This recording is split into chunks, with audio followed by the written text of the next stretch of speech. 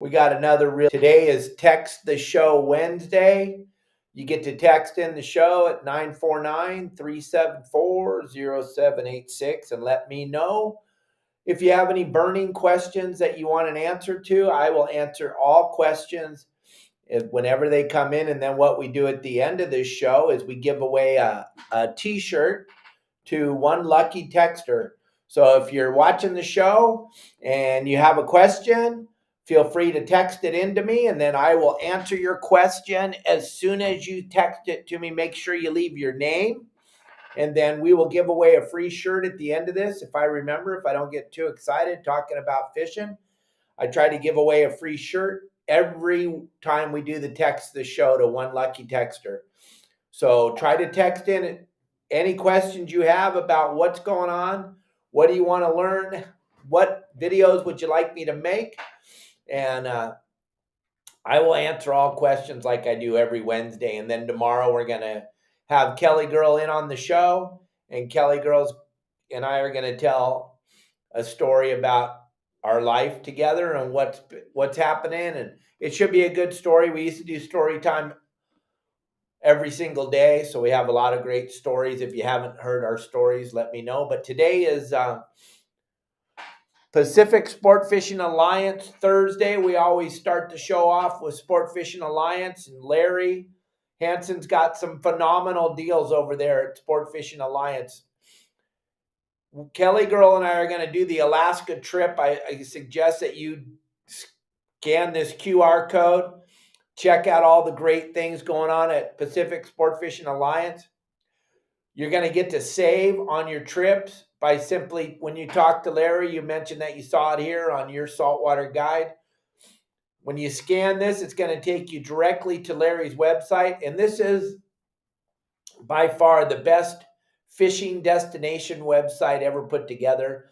The amount of information you get, the amount of safety you feel by going with the group to some of these destinations like Mexico, Alaska, going out on a sport boat in San Diego. He's got some great deals going on. He's got a great deal in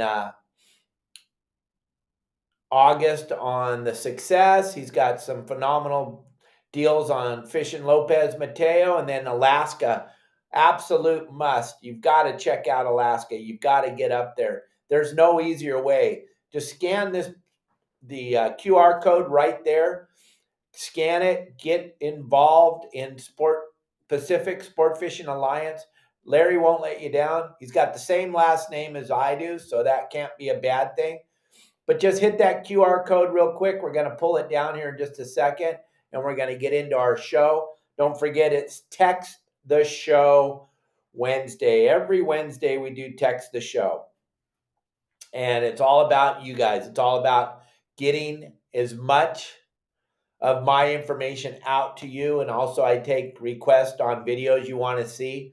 I put out 3 brand new videos every single day. Plus we do this show Monday through Friday at 12 o'clock Pacific Standard Time. The only live podcast that goes out 5 days a week that I know of. If you know of a different one, maybe you should watch that one. But this is the only one I know of. So grab that code. We're pulling it down. Don't forget Pacific Sport Fishing Alliance. So if you leave a question, if you text the show and you let me know what you want to know, make sure you leave your name so I know who you are. And then we will try to make sure we don't get too excited, and we give away that shirt at the end of the show to one lucky texter. And today we were going to try to talk a little bit about white sea bass, because of what's happening, what's going on out here, what the season's starting to look like with the cold water and the phenomenal amount of squid everywhere. I think you're going to see some pretty exciting coastal bites on the sea bass, and I think you're going to see some pretty spectacular bites over at Catalina and Santa Barbara Island and San Clemente Island. I just think we're in store for a pretty fun sea bass spring, and then we'll see what the summer brings. And I hear there's an awful lot of bluefin roaming around out there, so I don't think the bluefin's going to be a problem this year, but you never know what kind of tuna is going to show up in Southern California, especially because it's been a very, very long time since we've seen anything like a winter like we've just had. But the amount of squid in our waters and the amount of light boats and seiners that aren't going to be working because the market's been flooded with squid all year. So they don't have any need or desire to go out there and catch that squid. So I think you're going to see a lot of light boats selling squid at Catalina, like I talked about yesterday. And I think that will all bode very well for what we're in store for. So we got our first question, and this is coming from David Lee. He wants to know, why does everyone fight to fish off the stern on a sport fishing boat trip? Well, the number one reason, Dave, is if you're offshore fishing tuna, it's super important to be on that downhill side corner to cast your bait, because 99.9% of the boats drift stern first. So it's always good to get a bait in that downhill corner where the chummer's chumming. And that's one reason. The other reason is because the bait tank's back there on the back of the boat. And the other reason is because it's got more room than anywhere else on the boat. So those are three very, very important reasons. And those are reasons why I believe. There's Marley, by the way, jumping around right here. He's all fired up to be on the show. Here, let's put this back a little bit so you can see him. And if you're new to the show, that's our rescue monkey. That's Marley.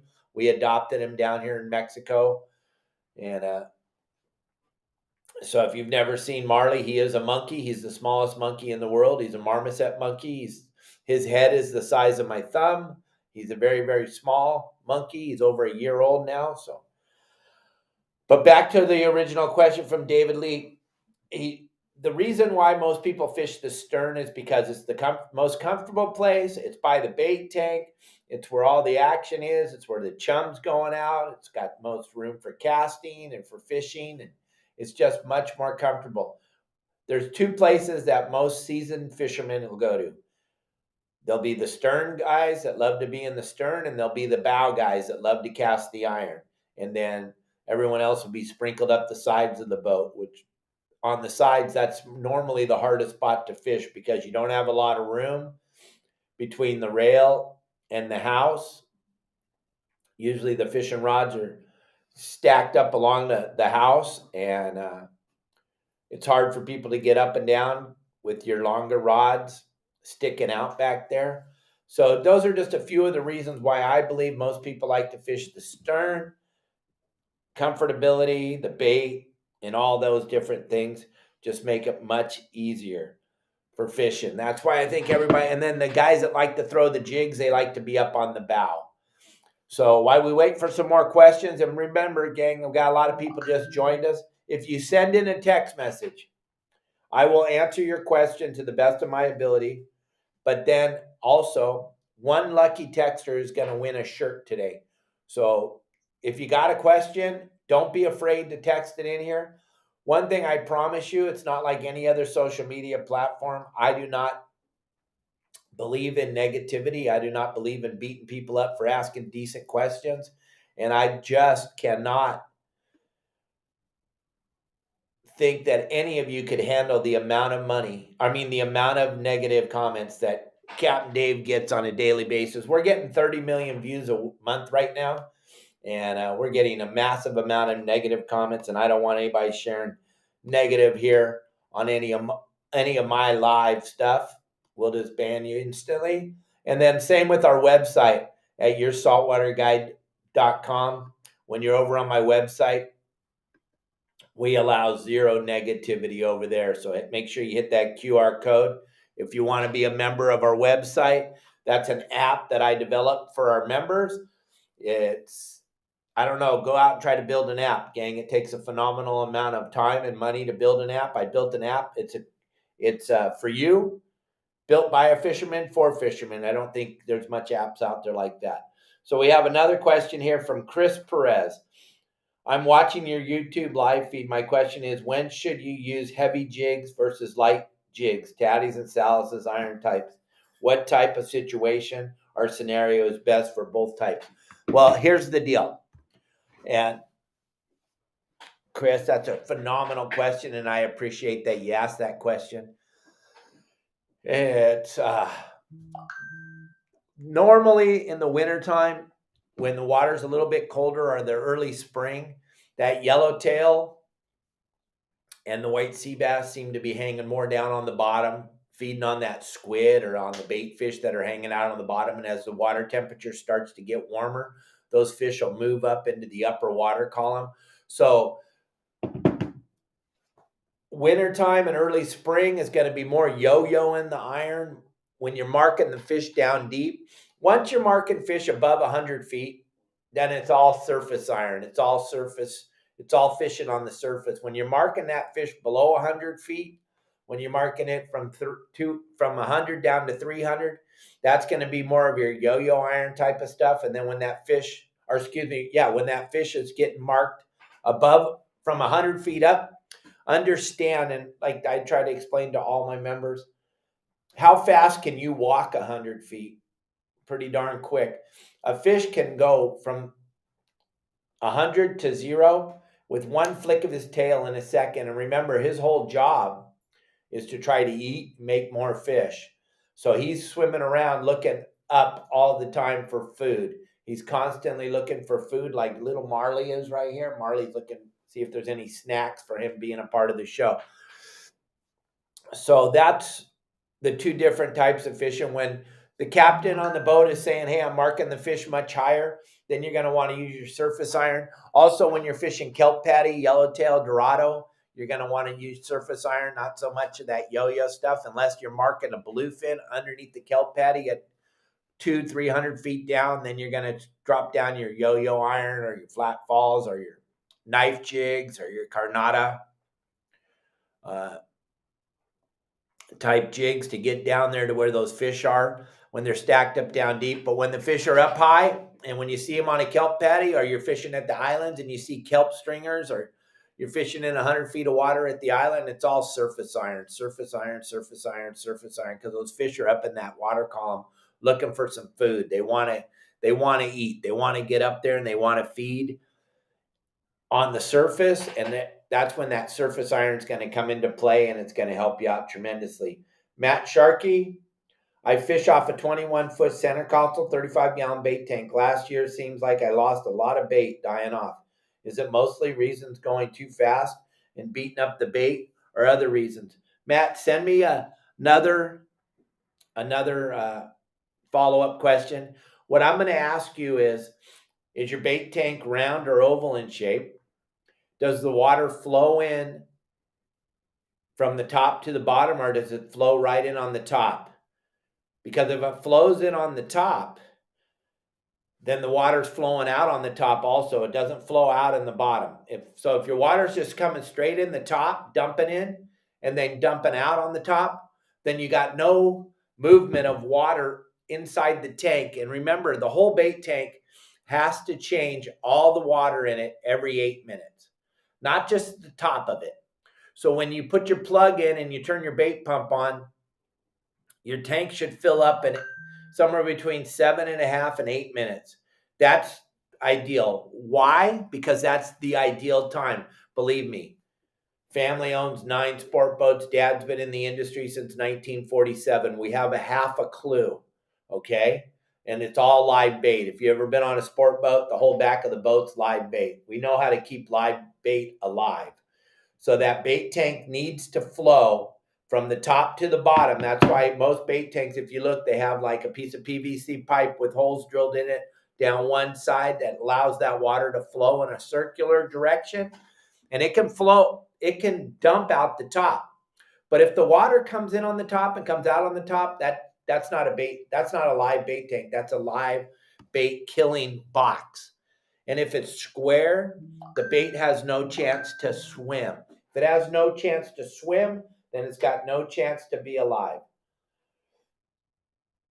So that's what I'm talking about as far as that goes. We're getting a lot of questions now. Everybody wants to win that t-shirt. That's cool. Thank you very, very much. So just bear with me as I read some of these questions, and we'll do our very best to answer. Here's a great question from Kevin P. Dave, what are your thoughts on using the radio when fishing? Any etiquette or best practices? I normally keep to myself, but sometimes hear a bunch of clatter. Thanks for the content. Great. I have a whole series on this. Gang, also, all of you that are asking questions, you've got to download my app. Gang, all this stuff, the bait tank, the radio, all these great questions, how to fish, where to fish, what to fish for, are available on my app. We're going to answer your question, Kev, I promise. But just hit that QR code with your phones, everybody, or your iPads or whatever you're watching on, and get that app on your phone so you don't have to ever suck at fishing again. Grab that, get it. I'm going to pull the QR code down right now. So if you don't got it, it's going bye-bye. There it goes. All right. So the radio is, and I do this seminar at shows all the time. The radio is not your friend. The radio is not your friend. Kevin, have you ever been in a wide open bite? I'm sure you have.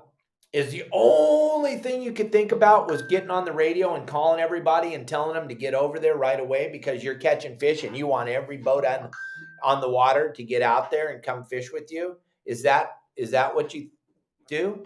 Heck no. Listen, gang,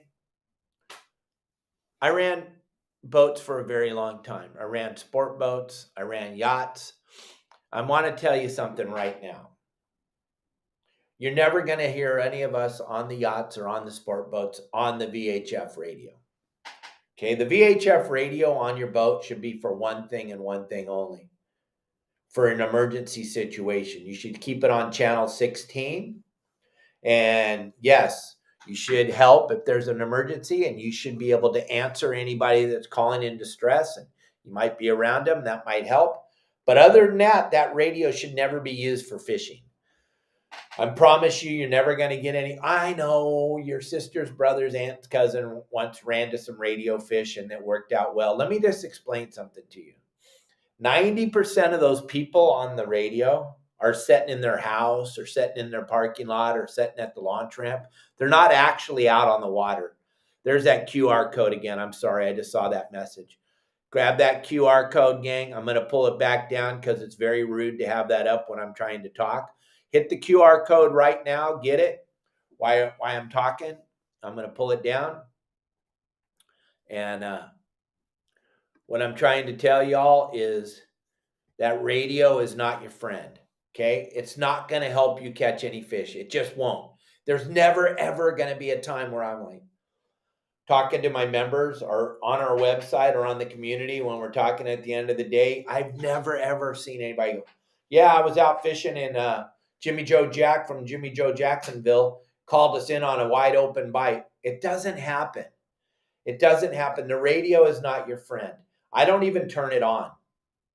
If I see someone in distress somewhere, I'll turn on 16, but I'm not using the radio as a tool to go fishing.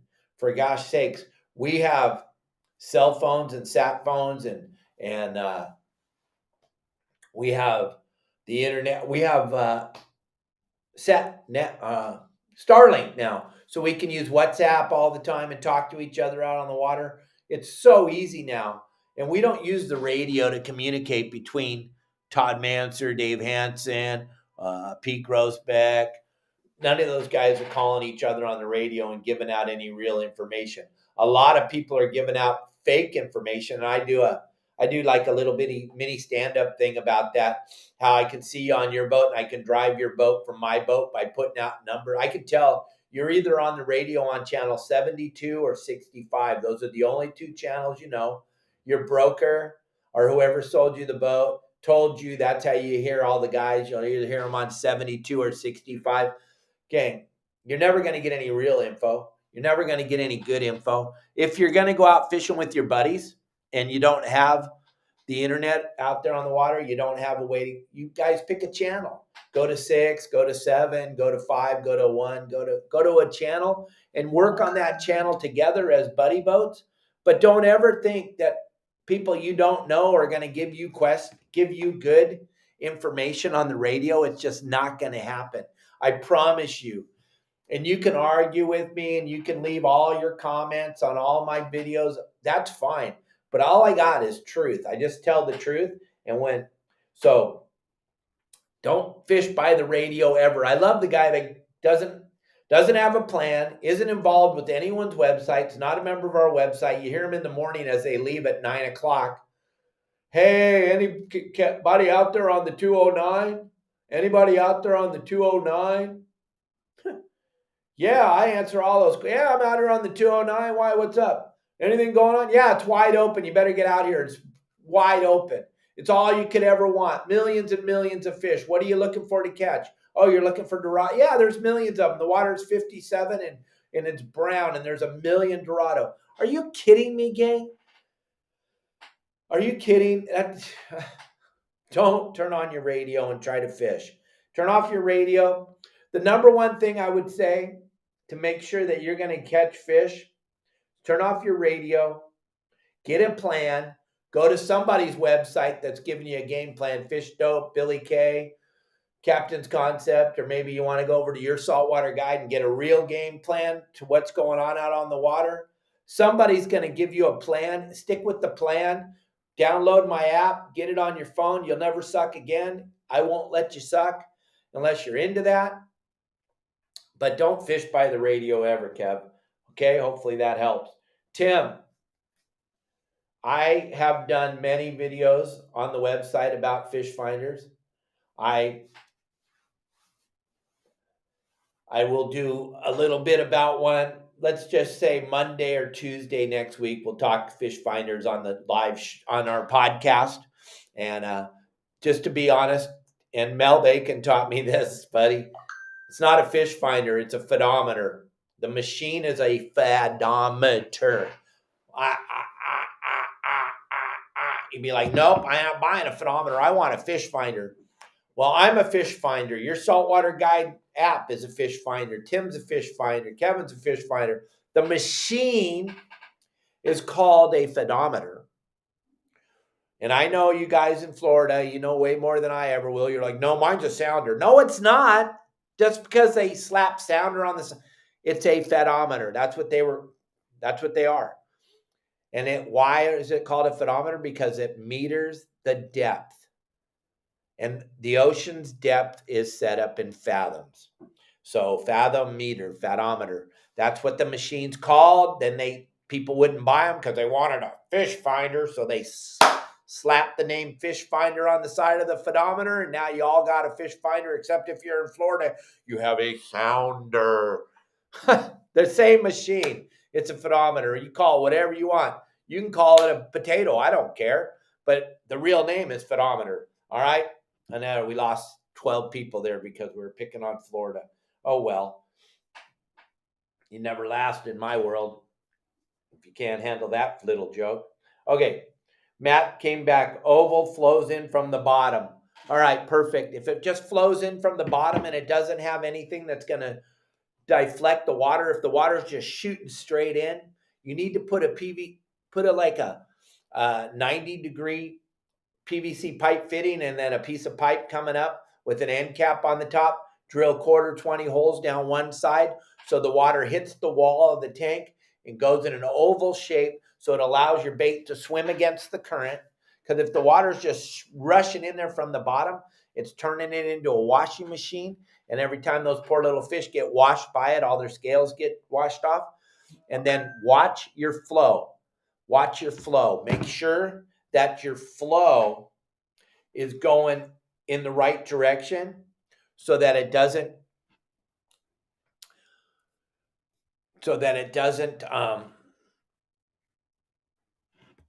make sure your flow is going in the right direction so that it doesn't just go in one direction and mess up the bait.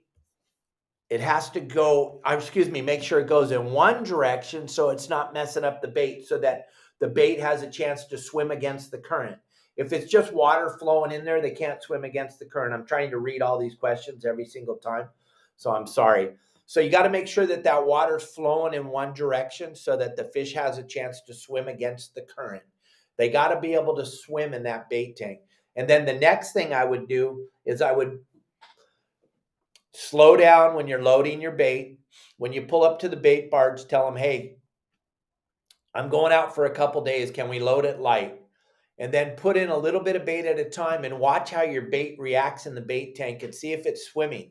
If it's all laying sideways and going to sleep on the bottom right away, then you don't want to load very much in there. If it's all swimming really, really good and it's swimming right around on the closer to the bottom, then it's got a very good chance of living in your bait tank, and you'll be able to put more bait in there. But you got to pay attention when you're loading your bait.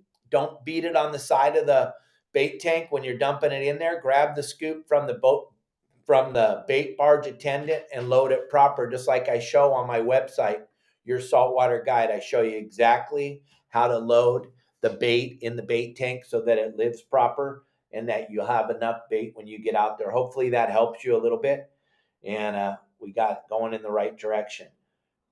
All right. So let's see another question. We got a lot of questions. Rick from Orange.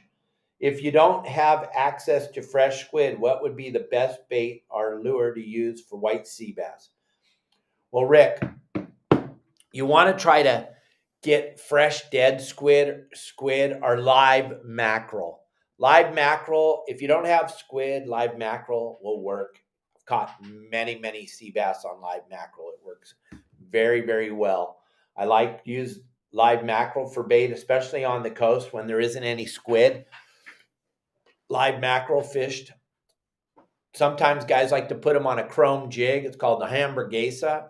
They'll put it with a single side hook, like a 6/0 or 9/0 hook, not a treble hook. And they'll put a mackerel on a chrome jig and drop it down there, hit the bottom, come 4 or 5 cranks off the bottom, and let it set in the rod holder. And those sea bass will eat it that way. But live mackerel, when you don't have squid, is probably your best way to go.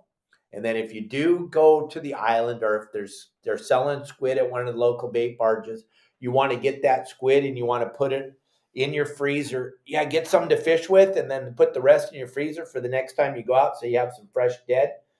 And that will help you out tremendously. Hopefully I answered that question, and hopefully that will help you.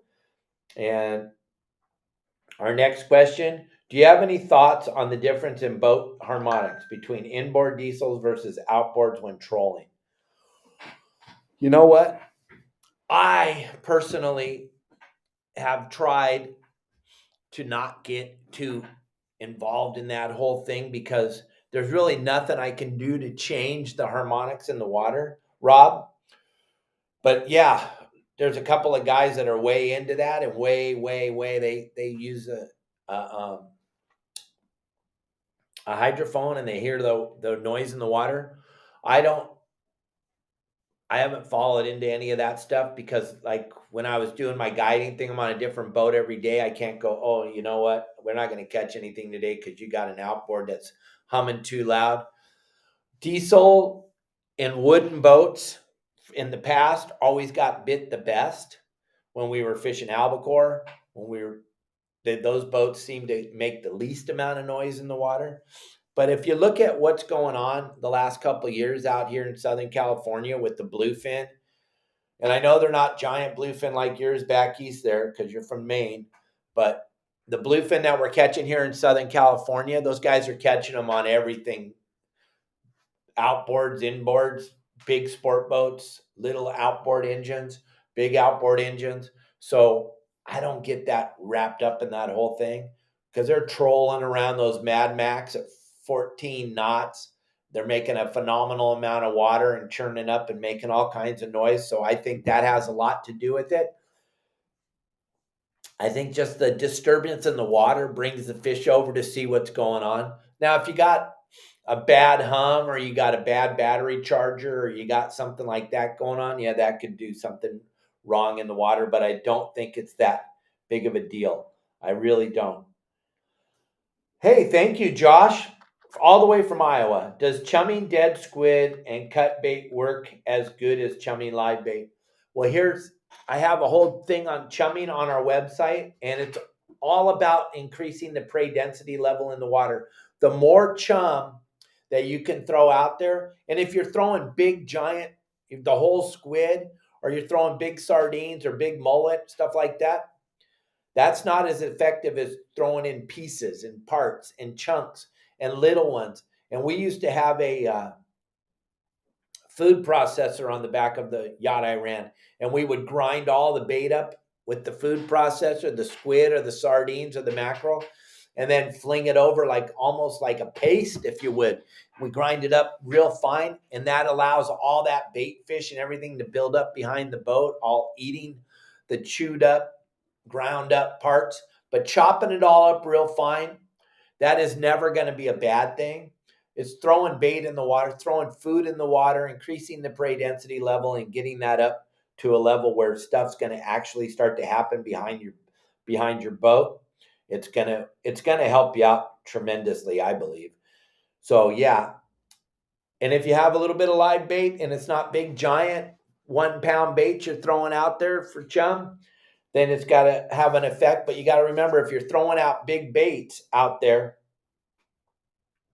then that fish will come along and eat it, and that'll fill him up, and then that fish isn't going to eat anymore. So yeah, more so probably the cut bait is going to be more of a better way to do it than throwing out live bait. So yeah, cut bait better than live bait. Hopefully that answered your question. And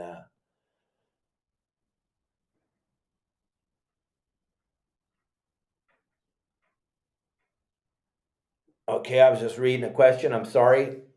This is the part that I don't have my baby with me to read the question. So, chum bag. We use a chum bucket. We have a little bucket with chum in it.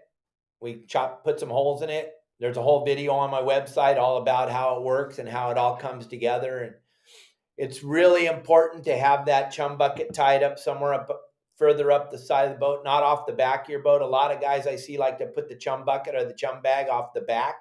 What that does is now it becomes a phenomenal line tangler.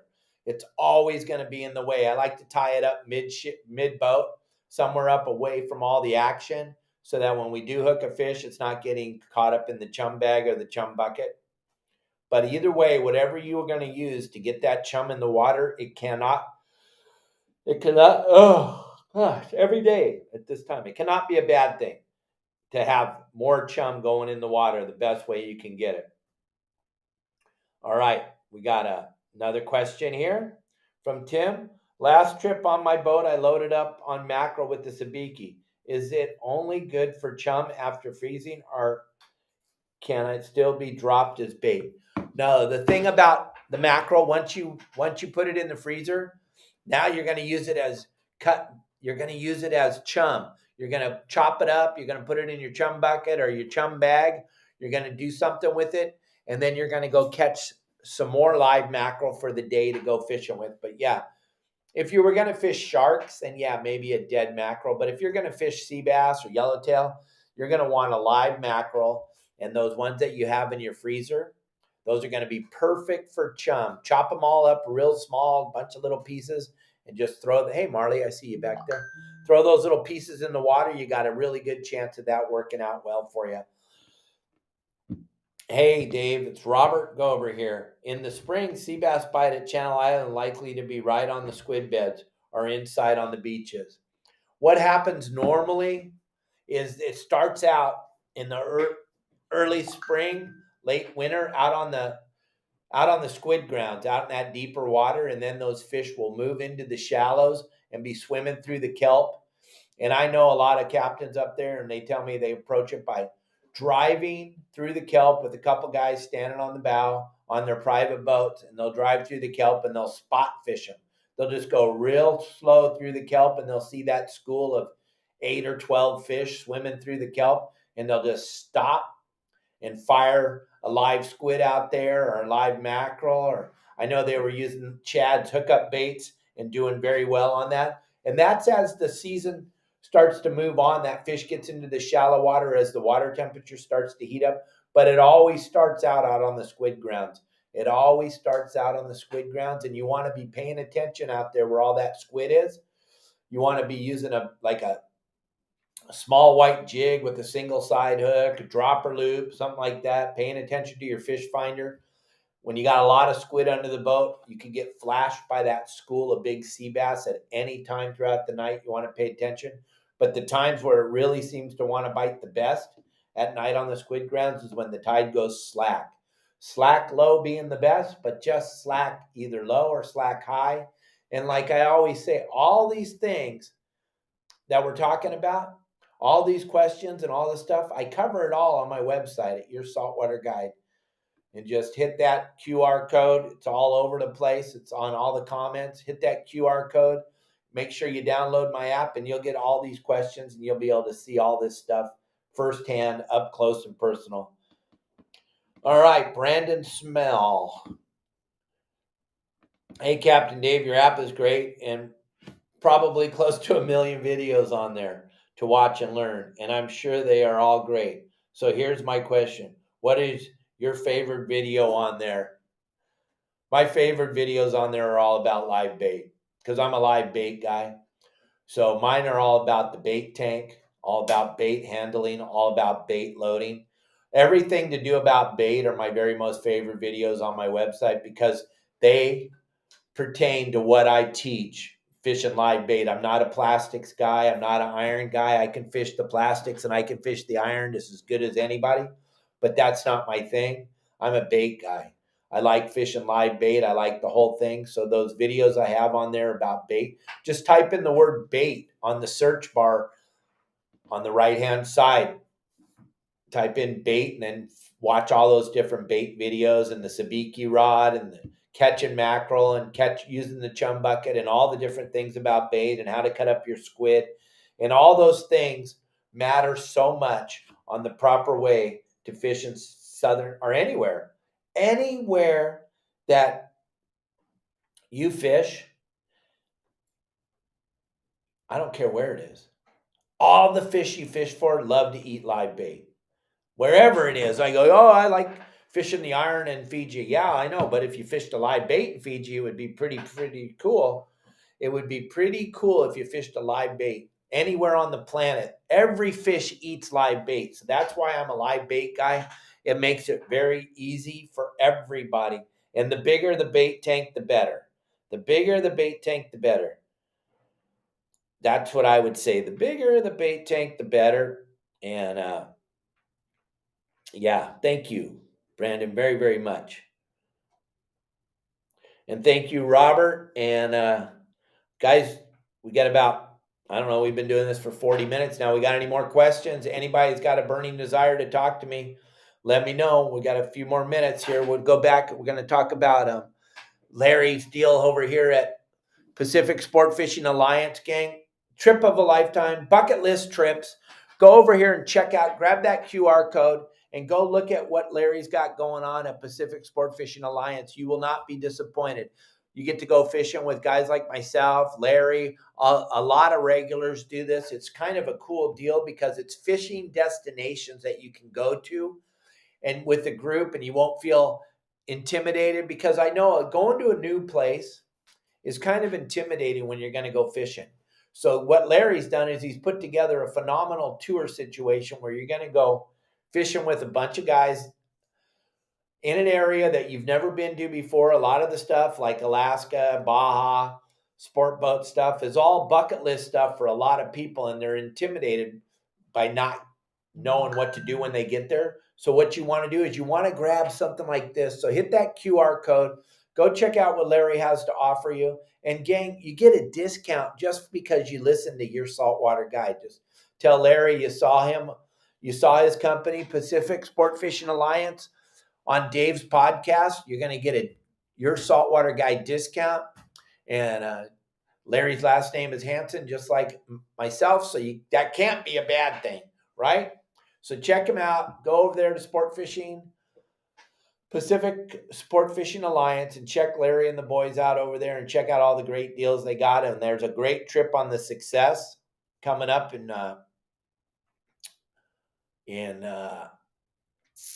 April. It's going to be awesome. They got openings on it. There's hardly any openings on any trips right now on sport boats. Larry's got a great deal, and you're going to get a great discount by going with him. So check it out. And here's a question from Rob about bait tanks. What species can you combine in a single tank? What do you need to separate two tanks? That's a great question.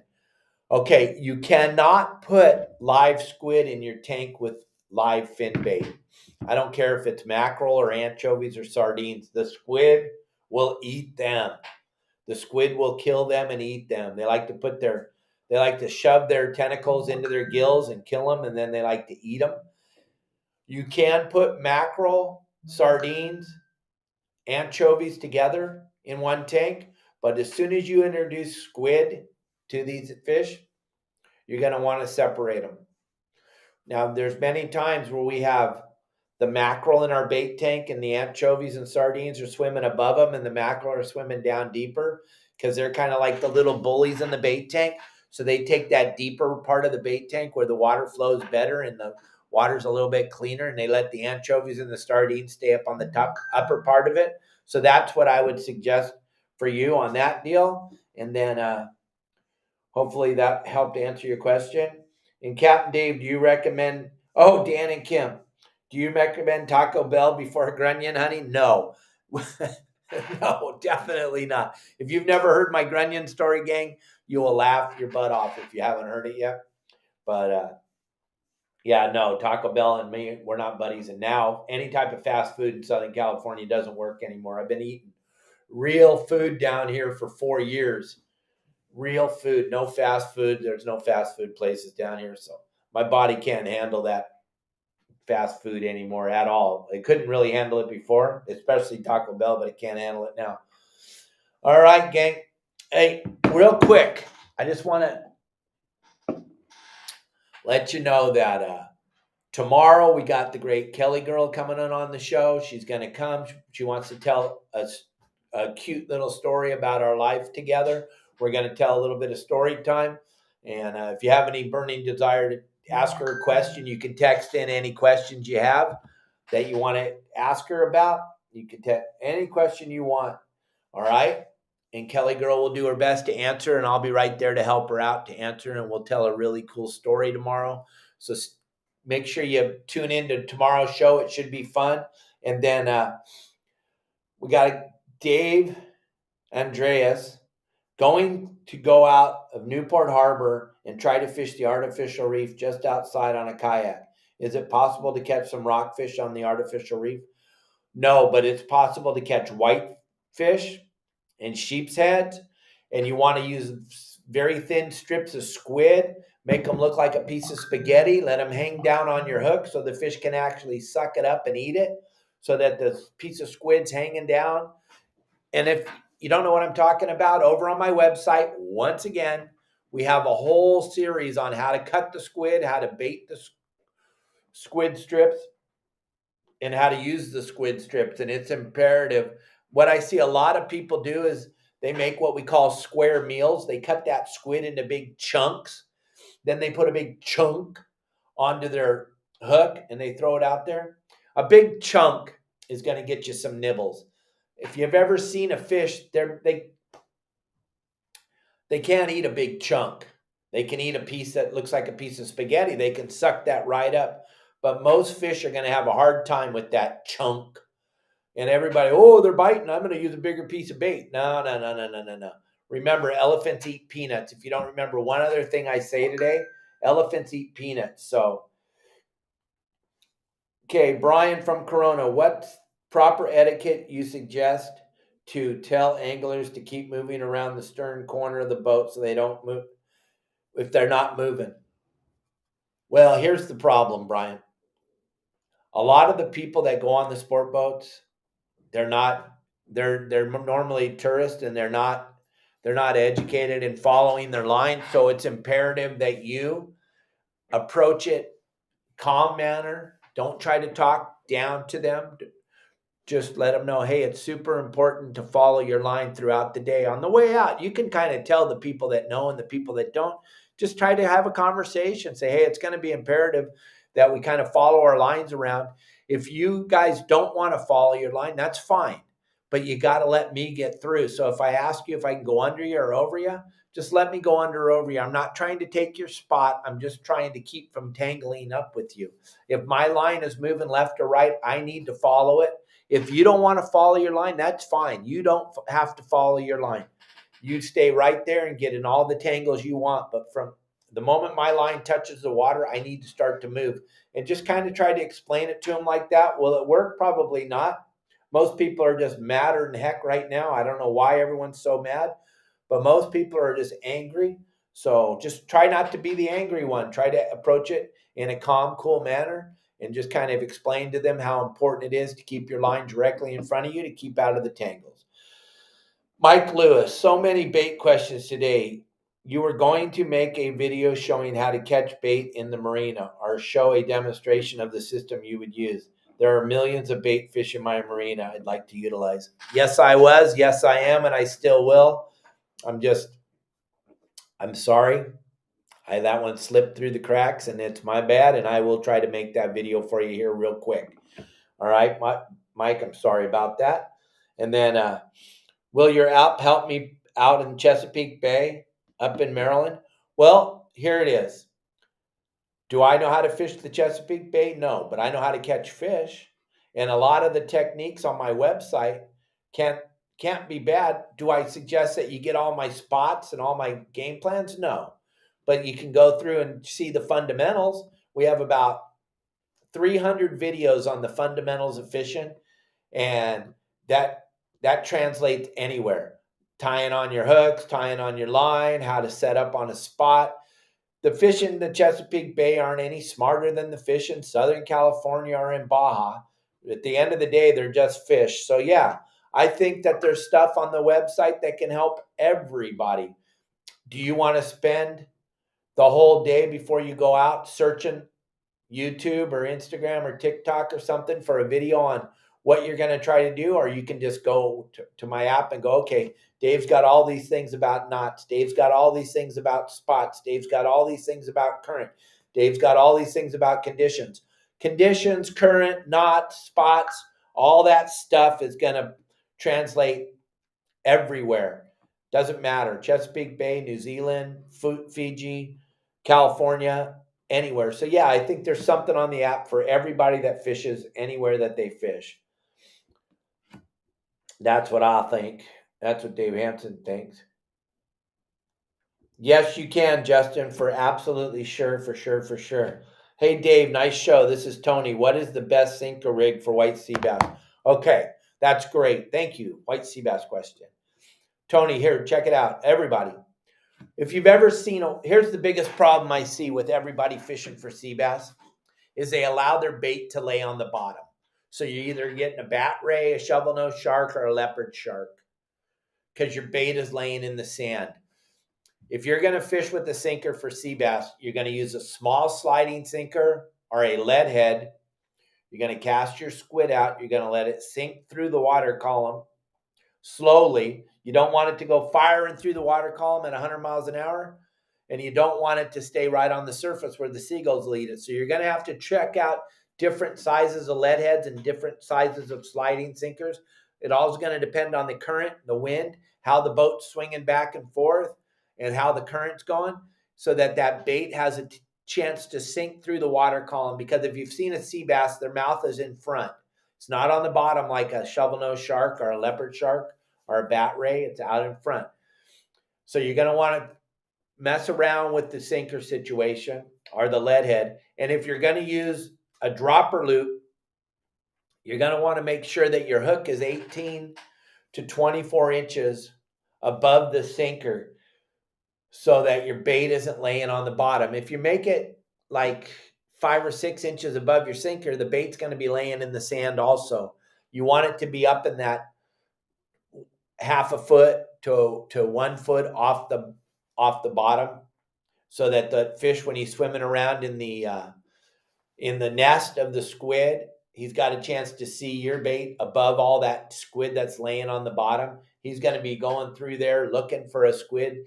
And for him, for that sea bass, it's going to look like a squid that's come off of the bottom, that's still alive, that's not laying on the bottom all pink and rolling around and all gross. It's going to look like a fresh or a fresh live squid swimming above the group of squid. He's going to have more of a tendency to eat it that way. But you do not want your bait laying on the bottom ever. And when you're casting it out, letting it sink through the water column, as soon as it stops sinking, that means it's hit the bottom. Time to wind it in and cast it back out and start the whole process again. Like I say on a lot of my videos, fishing is fun, but if you fish proper, it's not a relaxing sport. It takes a lot of work to do it right. You got to spend a lot of time changing out your bait, fishing that water column, making sure that you're up and down in the water column and you're not laying on the bottom and you're not laying on the top. You're somewhere in that area where the fish are actually at. So if you think it's a nice, relaxing day to go out on the water and just throw your pole in the water and grab a beer, well, that's not fishing with me. We're not going out there to relax. We're going out there to catch. And then if they quit biting or we're not catching, I'm going home. I don't have time to dilly-dally and mess around. My time's too valuable, and yours should be too. You should only go when they're biting, and you should only fish for fish that are actually living in Southern California. A lot of people call me and they say, hey, Captain Dave, I only like to fish for tuna. And I go, well, where do you live? And they go, Newport. And I go, you need to move right now. You need to pack up and move. And they're like, why? I go, because tuna don't live in Newport. You got to get out of there, bro. You got to move somewhere where the tuna live, down Central America or the equator or the Galapagos Islands or something. You can't live in Newport and only like to fish tuna, because that's not what lives in Newport. You need to get out of there. Okay. Here's another question. Trolling speed in different weights. When do you live line? When do you fish live bait trolling? I'm going to slow troll live baits when the water gets warmer. And when I slow troll live baits, I'm doing like a knot to 2 knots, maybe 3 at the most. Slow trolling live baits. I'm just going really slow. And then when I'm fishing lures, I'm fishing 6.5 knots. Why 6.5? Why not 8? Why not 7? Why not? Because 6.5, everything can eat it. And if I'm going to use a Mad Max, I can't do it. I'm going to leave that to my buddy Justin Botrell. I'm going to let him drag those Mad Max around at 14 knots. I could do that for like 2 hours and then I'd run out of money because I can't afford that much fuel. But I'm going to fish slow troll the baits. And then when am I going to drift? I'm going to drift when we're marking fish down deep and we can't get bit on the troll. That's when I'm going to try drifting through them with the dropper loop. I'm going to get my bait up off the bottom. I'm going to try drifting through this.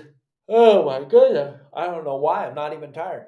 I'm going to try drifting through there with a dropper loop, getting my bait in that area where that fish is. It's not going to be laying right on the bottom. It's going to be suspended off the bottom. So that's when I'm going to try drifting on them. And hopefully that helps you. We got a couple of more minutes. We got any more questions? I'm going to do this for like 4 more minutes and we're going to shut her down.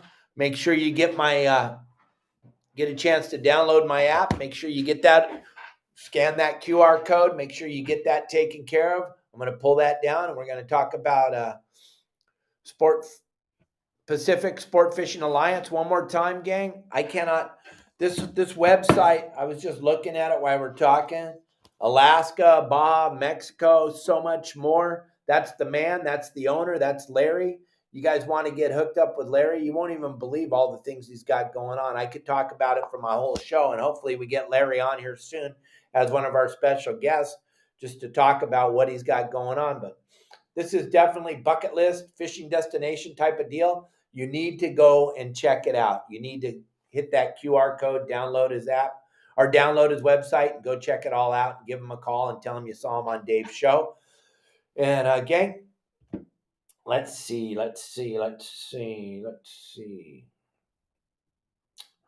Who's going to get a shirt today? Who? Matt Starkey. I love the bait questions. I love the bait tank. My bait tank's my main thing. Matt, send us your address and send me a shirt size. Kelly will get that mailed out to you. Would you ever use a reverse dropper loop for white sea bass? No. I wouldn't use a reverse dropper loop. I wouldn't even tie it onto my enemy's line. It goes against everything I stand for. It's the lamest thing ever. If you're going to use a reverse dropper loop, though, you better use a circle hook. Because here's the deal. You can't feel the fish bite it until he's already drug your weight around. Think about that. This reverse dropper loop is silly. I mean, maybe it works good for the rental rods or something. I don't know. I wouldn't allow my crew to ever tie on a reverse dropper loop, but that's just me. I'm old school, and I probably suck as a captain, and I never catch anything. But I would not ever use a reverse dropper loop. Not even ever. Because of the fact, think about it logically. Let's think about this. We're going to put a big weight above the bait. So you got the bait here, you got the weight here, and now this bait's doing all kinds of stuff. 6 fish just ate your bait, but none of them were big enough to move that big weight around. So you have no idea what's going on. You don't know if you're bit, you don't know if you're not bit.